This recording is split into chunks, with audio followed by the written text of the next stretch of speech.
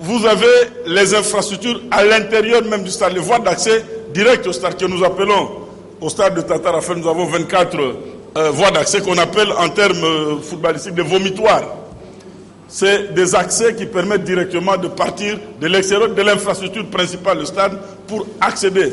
Donc, les règlements de sûreté et de sécurité insistent qu'à ce niveau-là, que nous ayons des accès beaucoup plus larges pour assurer une meilleure fluidité et qui ne doivent pas être fermés quand il s'agit de rencontres de football. Ils peuvent être gardés, mais pas fermés. Parce que autant qu'il y a à l'accès des gens, autant qu'en cas d'urgence, à la sortie, que nous n'ayons pas tous ces éléments-là. Ensuite, à l'intérieur du stade, le compartimentage des tribunes, de sorte qu'on puisse empêcher que les uns puissent passer d'un camp à un autre, ainsi de suite. Donc il y a tous les dispositifs qu'il faudrait prévoir à l'intérieur. Viennent maintenant des infrastructures sécuritaires d'appui. Notamment, l'inspecteur provincial a parlé de la vidéosurveillance. Vous avez d'abord un poste de commandement. Un poste de commandement qui centralise toutes les données vidéo que vous avez dans tous les plans du stade. Et cette vidéo ne se situe pas seulement à l'intérieur du stade. Les caméras doivent se situer à l'extérieur du stade, c'est-à-dire celui qui est au PC de commandement et d'observation doit être en mesure d'observer les mouvements déjà à partir des routes, c'est-à-dire quand il est dans son PC, pour le cas de Stade de Martyrs, j'y vais par des exemples, il doit être en mesure de voir déjà le flux de voitures qui est en train de passer sur l'avenue des Huileries. Il doit être en mesure de voir à partir de son écran ce qui est en train de se passer sur Bokassa. Il doit être en mesure de savoir ce qui se passe du côté de l'avenue Triomphale.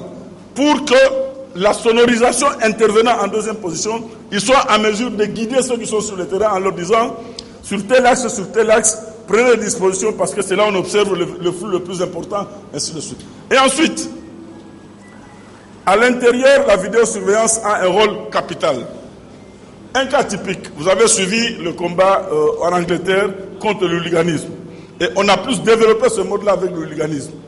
À l'époque, les hooligans, on avait du mal à les identifier. C'est comme ça qu'on a transposé ce mode de vidéosurveillance dans les stades.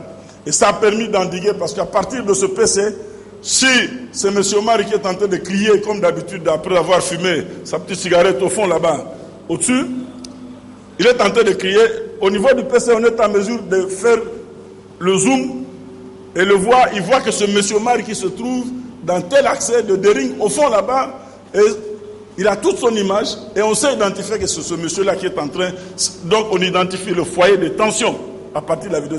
Et à partir de ce moment-là, on sait agir sur les individus.